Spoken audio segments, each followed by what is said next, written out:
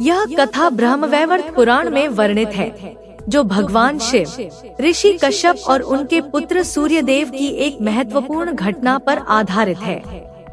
यह एक ऐसी कहानी है जिसमें भगवान शिव को अपने पुत्र गणेश का सिर काटने के लिए मजबूर होना पड़ा और इसके पीछे छिपी वजह एक ऋषि द्वारा दिया गया श्राप था। आइए इस कथा को विस्तार से जानते हैं ताकि यह और भी रोचक और स्पष्ट हो सके।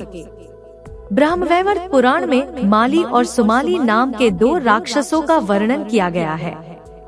ये दोनों शिव भक्त थे, लेकिन उनकी जीवन शैली और कर्म ऐसे थे जिनके कारण उन्हें सूर्यदेव की प्रखर किरणों से कष्ट हो रहा था। उनके शरीर में व्याधियों ने घर कर लिया था और वे यह मानने लगे थे कि सूर्यदेव उनके कष्टों के लिए जिम्मेदार हैं। दोनों राक्षसों ने भगवान शिव की शरण में जाकर अपनी परेशानी व्यक्त की और उनसे सूर्यदेव को उन्हें कष्ट न देने का आग्रह किया। भगवान शिव ने उनकी बात सुनकर सूर्यदेव से मिलने का निश्चय किया। सूर्यदेव उस समय अपने तेज और प्रकाश से पूरे ब्रह्मांड को ऊर्जा प्रदान कर रहे थे। भगवान शिव ने सूर्यदेव से कहा, ये दोनों राक्षस मेरे शरणागत हैं। तुम अपने तेज को कुछ कम करो और इन्हें शारीरिक कष्ट से मुक्त करो। लेकिन सूर्यदेव, जो अपने तेज और ज्ञान में अति गर्वित थे, उन्होंने भगवान शिव की बात को अनदेखा कर दिया। सूर्यदेव ने उत्तर दिया, मैं अपनी गति से चलता हूँ और सभी राशियों पर समान प्रभाव डालता हूँ। मैं अपने धर्म और कर्तव्य से नहीं हट सकता, चाहे ये शिव भक्त ही क्यों न हो। सूर्यदेव के अहंकारपूर्ण शब्द भगवान शिव को सहन नहीं हुए। शिव, जो अति करुणामयी हैं, अपने भक्तों के प्रति दयालु होते हैं, लेकिन जब उन्हें लगता है कि अन्याय हो रहा है, तब वे क्रोध में आ जाते हैं। सूर्यदेव के इस अहंकार ने भगवान शिव के भीतर क्रोध जगा दिया। बिना कुछ कहे भगवान शिव ने अपना त्रिशूल उठाया और सूर्यदेव पर हमला कर दिया। त्रिशूल की तेज धार ने सूर्यदेव के सिर को धड़ से अलग कर दिया। जैसे ही सूर्यदेव का सिर गिरा, पूरा संसार अंधकार में डूब गया। सूर्यदेव के प्रकाश के बिना धरती पर जीवन ठहर गया, पेड़ पौधे मुरझा गए और सभी जीवित प्राणियों के लिए अस्तित्व मुश्किल हो गया। सूर्यदेव का यह दुखद अंत देखकर उनके पिता कश्यप ऋषि अत्यंत पीड़ा में थे। वे देवताओं के प्रमुख ऋषि थे और ब्रह्मा के पोते थे। अपने पुत्र के मृत शरीर को देखकर कश्यप ऋषि का हृदय वेदना से भर गया। उनके पुत्र के साथ हुए इस अत्याचार ने उन्हें महादेव के प्रति क्रोधित कर दिया। अपने पुत्र की मृत्यु का कारण मानते हुए कश्यप ऋषि ने महादेव को श्राप दे दिया, जिस प्रकार आज मैं अपने पुत्र को खोने के दुख से गुजर रहा हूँ, उसी प्रकार तुम भी एक दिन अपने पुत्र को खोने की पीड़ा सहोगे।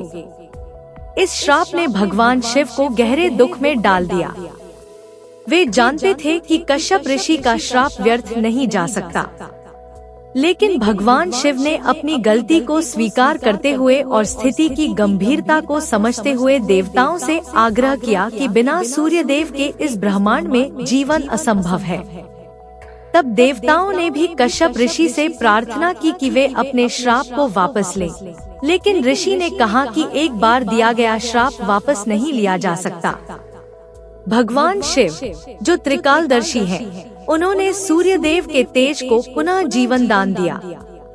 सूर्यदेव को दोबारा जीवित होते ही अपनी गलती का एहसास हुआ। उन्हें समझ में आया कि उनका अहंकार ही उनकी मृत्यु का कारण बना था।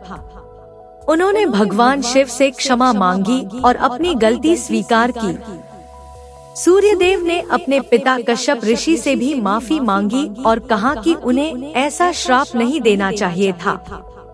कश्यप ऋषि ने कहा, मैं अपने श्राप को पूरी तरह वापस नहीं ले सकता, लेकिन इसका प्रभाव कुछ कम हो सकता है। महादेव को अपने पुत्र के साथ जो होना है वह तो होगा, लेकिन महादेव का पुत्र मृत्यु के बाद भी देवताओं के बीच सबसे पूजनीय होगा। वह ऐसा देवता बनेगा जिसकी पूजा हर घर में होगी। कुछ समय बाद पार्वती के गर्भ से गणेश का जन्म हुआ। गणेश अद्वितीय बालक थे। उनके जन्म से ही सभी देवताओं ने उनके तेज और बुद्धिमत्ता की प्रशंसा की। लेकिन कश्यप ऋषि का श्राप समय आने पर अपना प्रभाव दिखाने लगा। पार्वती माता ने अपने पुत्र गणेश को स्नानगृह के बाहर पहरा देने का आदेश दिया था और भगवान शिव, जो उस समय अज्ञात रूप से वहां पहुंचे थे, उन्होंने गणेश को प्रवेश करने से मना करने पर क्रोधित होकर उनका सिर काट दिया।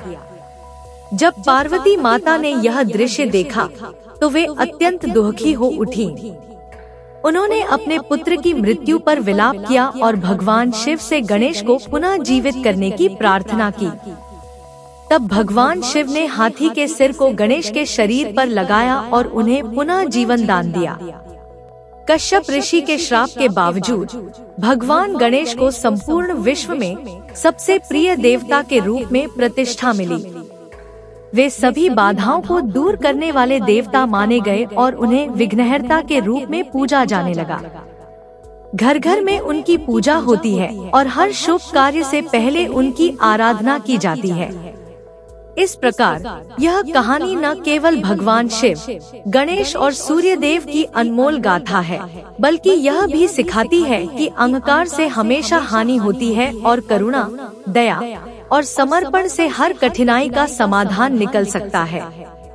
श्राप और आशीर्वाद का यह अद्भुत संगम हमें यह भी सिखाता है कि जीवन में प्रत्येक कर्म का परिणाम अवश्य होता है।